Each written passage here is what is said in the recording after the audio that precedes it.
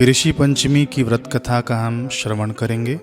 इसमें दो व्रत कथाएं हैं, दोनों ही शास्त्रीय हैं, प्रामाणिक हैं, पौराणिक हैं। तो आप दोनों ये कथा सुनिएगा और हाथ में अक्षत, पुष्प और दक्षिणा लेकर कथा सुननी चाहिए।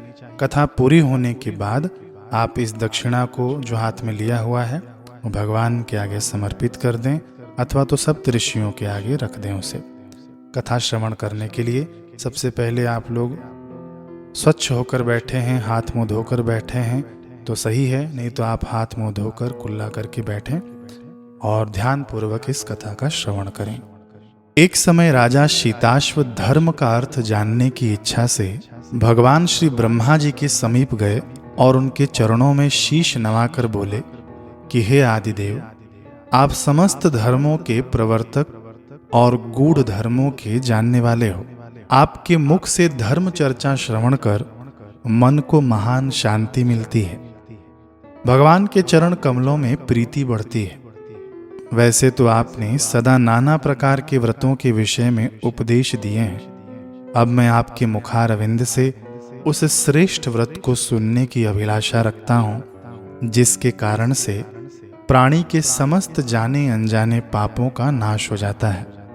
राजा के इन वचनों को श्रवण करके श्री ब्रह्मा जी ने कहा कि हे नृपश्रेष्ठ, तुम्हारा प्रश्न अति उत्तम और धर्म में प्रीति उपजाने वाला है। मैं तुमको गुह्य और समस्त पापों को नष्ट करने वाला वह सर्वोत्तम व्रत सुनाता हूँ। यह व्रत ऋषि पंचमी के नाम से विख्यात है। इस व्रत को ग्रहण करने वाला प्राणी अपने समस्त पापों से सरलता से छुटकारा पा लेता है और उसे नरक नहीं जाना पड़ता। इस व्रत का एक अति पुरातन इतिहास है।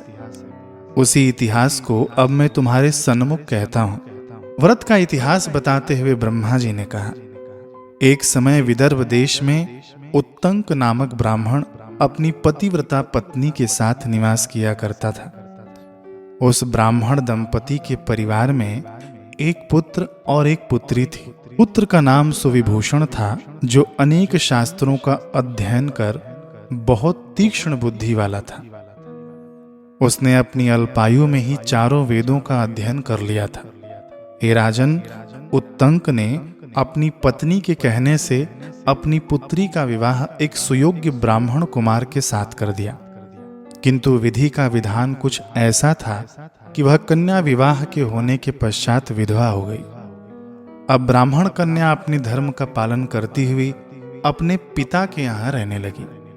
अपनी कन्या के दुख से दुखी होकर एक दिन उत्तंक अपने घर को अपने पुत्र की देखरेख में छोड़ गया और अपनी स्त्री और कन्या को लेकर गंगा जी के किनारे एक आश्रम बनाकर रहने लगा।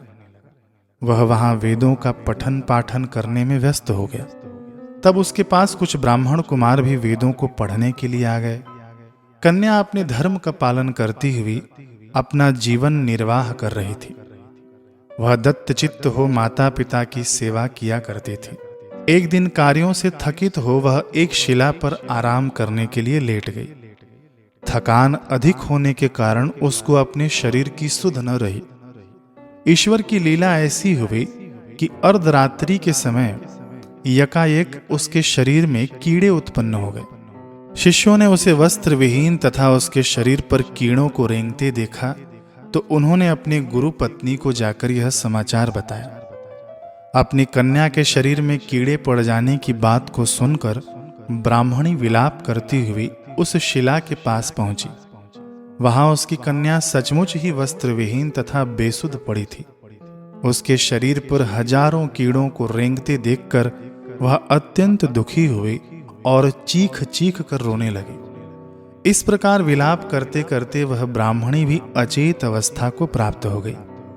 किंतु ज्यों ही उसे चेत हुआ तो उसने अपनी कन्या को गोदी में उठाया और आश्रम में अपने पति उत्तंक ऋषि के सन्मुख ले जाकर रख दिया। कन्या की उस दशा को देखकर वह ब्राह्मणी अपने पति से बोली कि हे स्वामी, आप कृपा कर मुझे यह बतलाएं कि आपकी इस साध्वी कन्या की यह दुर्दशा किस दुष्कर्म के कारण हुई है। भार्या की इस बात को सुन करके उत्तंक ऋषि अपने नेत्रों को बंद करके शांत होकर हृदय में भगवान का ध्यान करने लगे और उन्होंने अपनी अंतर्ज्ञान शक्ति के द्वारा कन्या के पूर्व जन्म के समस्त वृतांत को जान लिया। तब अपने नेत्रों को खोलकर वे कहने लगे कि हे प्रिय, हमारी यह कन्या अपने पूर्व के 7वें जन्म में एक ब्राह्मणी थी।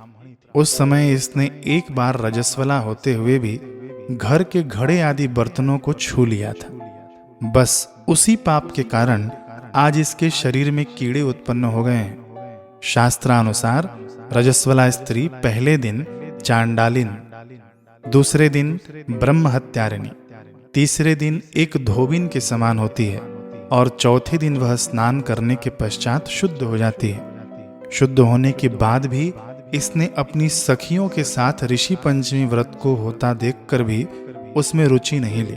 व्रत के उत्सव के दर्शन मात्र से तो इस जन्म में इसको उत्तम ब्राह्मण कुल प्राप्त हुआ।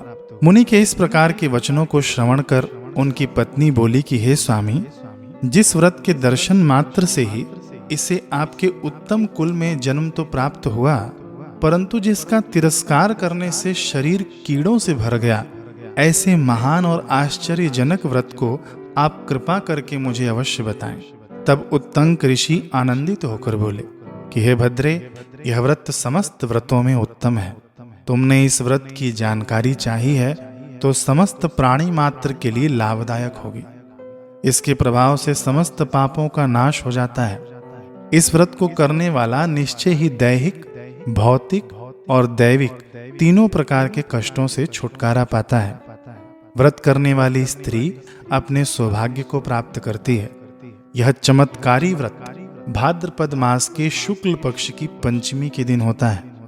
व्रत करने वाली स्त्री को चाहिए कि वह गंगा या उसके समान पवित्र नदी अथवा कुएं के जल से स्नान करे और नित्य कर्मों को करने के बाद विविध विधान से पंचामृत बनाकर श्रद्धा और भक्ति सहित सप्त ऋषियों को उससे स्नान कराए और फिर चंदन, अगर, कपूर आदि गंध तथा पुष्प, धूप दीप आदि निवेदित करे। पहले भूमि को गौ के गोबर आदि से शुद्ध करके उस पर अष्टदल कमल बनाकर अरुंधति सहित सप्त ऋषियों की स्थापना की जाती है। पवित्र वस्त्रों और यज्ञोपवीतों को अर्पित करें, उत्तम फलों और मिष्ठान से उनका भोग लगावे तथा अर्घ दे। अरुंधति सहित सप्त ऋषि यथा कश्यप, अत्रि, भरद्वाज, विश्वामित्र, गौतम, जमदग्नि और वशिष्ठ जी का ध्यान करके इस प्रकार प्रार्थना करें कि हे श्रेष्ठ ऋषिवरों, आप सभी मेरी पूजा को स्वीकार करें तथा मुझे कृतार्थ करें। आप मेरे द्वारा निवेदित किए हुए अर्घ्य, भोग आदि को स्वीकार करें। जो स्त्री ब्रह्मचर्य धारण करती हुई इस व्रत को करेगी, वह उत्तम वांछित फल को प्राप्त करेगी, इसमें संदेह नहीं है। इस व्रत का फल समस्त तीर्थों के दर्शन और संसार के समस्त दानों से भी श्रेष्ठ है। सुख पाने की इच्छा से जो स्त्री इस व्रत को धारण करती है, वह स्वयं सुंदर स्वरूप और उत्तम गुणों से परिपूर्ण हो पुत्र पौत्र आदि को पाती है। इस व्रत को करते हुए वांछित फल प्राप्त करने के पश्चात इस व्रत का उद्यापन भी करना चाहिए। चतुर्थी के दिन एक बार भोजन करके पंचमी के दिन व्रत आरंभ करें। स्नान आदि करके गोबर से लीप कर उस स्थान पर सर्वतोभद्र चक्र बनाकर पहले कलश की स्थापना करें। समस्त पूजा सामग्री एकत्र करें। अष्टदल कमल में सप्त ऋषियों की स्थापना करें। षोडशोपचार पूजन, रात्रि जागरण तथा भजन कीर्तन में बिताकर प्रातः ब्राह्मण भोजन करावें व दक्षिणा देकर संतुष्ट करें। इति हेमाद्रो ब्रह्मांडे पुराणांतर्गत ऋषि पंचमी की कथा समाप्त। ये पहली कथा समाप्त हुई। अब हम लोग दूसरी कथा का श्रवण करेंगे, वो भविष्योत्तर पुराण से है। हमने जो हाथ में द्रव्य रखा है उसको हम हाथ में ही रखे रहें। ये दूसरी कथा श्रवण करने के बाद वो द्रव्य हम भगवान को अर्पित करेंगे। एक बार श्री कृष्ण भगवान से राजा युधिष्ठिर ने प्रश्न किया कि हे देवों के देव, मैंने आपके श्रीमुख से अनेकों व्रतों के महात्म्य को सुना है। अब आप कृपा करके उस पंचमी का उत्तम व्रत सुनावें जिससे समस्त पापों की निवृत्ति होती है। राजा के इन वचनों को सुनकर श्री कृष्ण बोले कि हे राजेंद्र, अब मैं तुमको ऋषि पंचमी का उत्तम व्रत सुनाता हूँ, जिसको धारण करने से स्त्री समस्त पापों से छुटकारा प्राप्त कर लेती है। हे राजन, जो स्त्री रजस्वला होकर भी घर गृहस्थी के कामों में प्रवृत्त होती है तथा घर के बर्तनों आदि को जाने अनजाने छूती है, अवश्य ही नरक में जाती है। अतः चारों वर्णों के लोगों को चाहिए कि वे रजस्वला स्त्री को घर का कार्य न करने दें, क्योंकि पूर्व समय वृत्तासुर का वध करने के कारण इंद्र को ब्रह्म हत्या का महान पाप लगा था। उस समय ब्रह्मा जी ने उस पर कृपा करके उस पाप को 4 स्थानों पर बांट दिया। पहला अग्नि की ज्वाला में, दूसरा नदियों के बरसाती जल में, तीसरा पर्वतों में और चौथा स्त्री की रज में विभाजित करके उसके पाप की शुद्धि कर दी। बस इसी पाप के प्रभाव के कारण रजस्वला स्त्री पहले दिन चांडालिनी, दूसरे दिन ब्रह्म हत्यारिणी, तीसरे दिन धोबिन के समान रहती है, चौथे दिन शुद्ध हो पाती है। रजस्वला धर्म में जाने या अनजाने उससे जो भी पाप हो जाते हैं, उनकी शुद्धि के लिए ही हर स्त्री को ऋषि पंचमी व्रत करना उत्तम है। यह व्रत समान रूप से चारों वर्ण की स्त्रियों को करना बताया गया है। इसी प्रसंग में एक प्राचीन कथा का वर्णन करता हूँ। सतयुग में विदर्भ नगरी में शैनजित नाम से एक राजा हुए थे। वे प्रजा का पुत्रवत पालन करते थे। उनके समस्त आचरण ऋषियों के समान थे। उन्हीं के राज्य में वेदों का पाठ करने वाला और समस्त जीवों के प्रति उपकारी मनोवृत्ति रखने वाला सुमित्र नामक एक कृषक ब्राह्मण भी था। ब्राह्मण की स्त्री जयश्री अत्यंत पतिव्रता थी। उस ब्राह्मण के यहाँ अनेक नौकर चाकर भी सेवारत थे। एक समय वर्षा ऋतु में जब उसकी स्त्री खेती के कामों में लगी हुई थी तो वह रजस्वला हो गई। हे राजन, उसे अपने रजस्वला होने का पता भी लग गया, किंतु फिर भी घर बार के काम काज करती रही। उसने घर गृहस्थी के बर्तनों आदि सभी को अपने हाथों से छू लिया। कुछ समय पश्चात वे दोनों स्त्री पुरुष अपनी अपनी आयु भोगकर मृत्यु को प्राप्त हुए। जयश्री अपने ऋतु दोष के कारण कुतिया और पति सुमित्र को रजस्वला स्त्री के संपर्क में आने के कारण बैल की योनि प्राप्त हुई। क्योंकि ऋतु दोष के अतिरिक्त इन दोनों का और कोई अपराध नहीं था, इसी कारण उन दोनों को अपने पूर्व जन्म का समस्त विवरण भी याद था। ये दोनों कुतिया और बैल के रूप में उसी नगर में अपने ही पुत्र सुचित्र के यहाँ रहने लगे। धर्मात्मा सुचित्र अपने अतिथियों का पूर्ण सत्कार किया करता था। अपने पिता के श्राद्ध के दिन उसने अपने घर ब्राह्मणों को जिमाने के लिए नाना प्रकार के भोजन बनवाए। जब उसकी स्त्री किसी काम से रसोई से बाहर गई हुई थी तो एक सर्प ने रसोई की खीर के बर्तन में विष वमन कर दिया। कुतिया के रूप में सुचित्र की मां कुछ दूर से यह सब देख रही थी। पुत्र की बहू के आने पर उसने अपने पुत्र को ब्रह्म हत्या के पाप से बचाने के लिए उस बर्तन में मुख डाल दिया। सुचित्र की पत्नी चंद्रवती से कुतिया का यह कृत्य न सहा गया और उसने चूल्हे में जलती हुई लकड़ी निकालकर कुतिया को मारी। बेचारी कुतिया मार खाकर घर में इधर उधर भागी फिरी। चौके में जो भी जूठन इत्यादि बची रहती थी वह सब सुचित्र की बहू उस कुतिया के सामने डाल दिया करती थी, किंतु उस दिन क्रोध के कारण उसने वह भी बाहर फेंकवा दी और कुतिया को न डाली। सब खाद्य पदार्थों को फेंकवाकर साफ बर्तनों में उसने सब खाना दोबारा बनवाया तथा ब्राह्मणों को जिमाया। रात्रि के समय भूख से व्याकुल होकर वह कुतिया बैल के रूप में रह रहे अपने पूर्व पति के पास आकर बोली, हे स्वामी, आज तो मैं भूख से मरी जा रही हूँ। वैसे तो मेरा पुत्र मुझे रोज खाने को कुछ देता था, लेकिन आज तो उसने मुझे कुछ नहीं दिया है। मैंने सांप के विष वाले खीर के बर्तन को अनेक ब्रह्म हत्याओं के भय से छूकर उनके न खाने योग्य कर दिया था। इसी कारण उसकी बहू ने मुझे मारा और आज खाने को भी कुछ नहीं दिया है। तब बैल बोला कि हे भद्रे, तेरे पापों के कारण तो मैं भी इस योनि में आ पड़ा हूँ और आज बोझा ढोते ढोते मेरी कमर भी टूट रही है। आज मैं भी दिन भर खेत में हल से जुता रहा।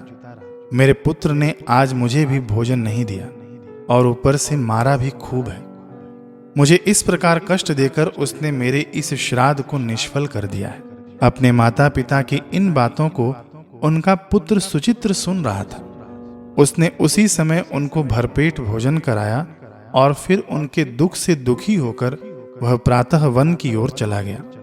वन में जाकर उसने ऋषियों से पूछा कि हे ऋषीश्वरों, मेरे माता पिता किन कर्मों के कारण इन नीच योनियों को प्राप्त हुए हैं और अब किस प्रकार वे इनसे छुटकारा पा सकते हैं। उन वचनों को श्रवण कर सर्वतपा नामक ऋषि उस ब्राह्मण कुमार पर दया करके बोले कि पूर्व जन्म में तुम्हारी माता ने अपने उच्छृंखल स्वभाव के कारण रजस्वला होते हुए भी घर गृहस्थी की समस्त वस्तुओं को स्पर्श किया था और तुम्हारे पिता ने तुम्हारी मां को स्पर्श किया। इसी कारण वे कुतिया और बैल की योनि को प्राप्त हुए हैं। तुमको उनकी मुक्ति के लिए अब सप्तनिक ऋषि पंचमी का व्रत धारण करके तथा उसका फल अपने माता पिता को अर्पण करना होगा। भादो मास के शुक्ल पक्ष की जब पंचमी आवे तब मुख शुद्धि करके मध्याह्न में नदी के पवित्र जल में स्नान करना और फिर नवीन शुद्ध रेशमी वस्त्रों को धारण करके अरुंधति सहित सप्त ऋषियों का पूजन करना। सर्वतपा ऋषि के इन वचनों को श्रवण करके सुचित्र ने अपने घर लौटकर ऋषि पंचमी का दिन आने पर पत्नी सहित समस्त विधि विधान से इस व्रत को किया और उसके पुण्य को अपने माता पिता को अर्पित कर दिया। व्रत के प्रभाव से उसके माता पिता दोनों ही पशु योनियों से मुक्त हो गए और दिव्य विमान पर आरूढ़ होकर स्वर्ग को चले गए। हे राजन, इस व्रत को धारण करने से अनेक उत्तम और वांछित फल प्राप्त होते हैं। समस्त तीर्थ यात्राओं, समस्त व्रतों और दानों से जितने भी फल प्राप्त हो सकते हैं वे सब केवल इस ऋषि पंचमी के व्रत से ही प्राप्त हो जाया करते हैं। जो स्त्री इसे श्रद्धा पूर्वक धारण करती है वह समस्त सांसारिक सुखों को पाती है। यह व्रत समस्त ऐश्वर्यों को देने वाला है और स्त्रियों के समस्त पापों को नाश करने वाला है, इसमें संशय नहीं है। इस व्रत की कथा को पढ़ने तथा सुनने वाले भी समस्त पापों से छुटकारा प्राप्त कर सुखों को प्राप्त करते हैं। बोलिए श्री सप्तऋषि महात्माओं की जय। यह कथा यहीं समाप्त हुई। अब हमने हाथ में जो द्रव्य लिया है उस द्रव्य को भगवान के आगे, ऋषियों के आगे रख कर प्रार्थना करें कि हमसे जाने अनजाने में जो भी भूल चूक हुई हो, हे सप्तऋषियों, हे संतों, हे महात्माओं, हे भगवान, आप उसे क्षमा करिएगा। ऐसे ही तिथि त्योहारों की जानकारी के लिए हमारे साथ जुड़े रहिए, औरों को भी जोड़िए और दोबारा मिलना हो तो ये चैनल सब्सक्राइब करते हुए जाइएगा। हरे कृष्ण।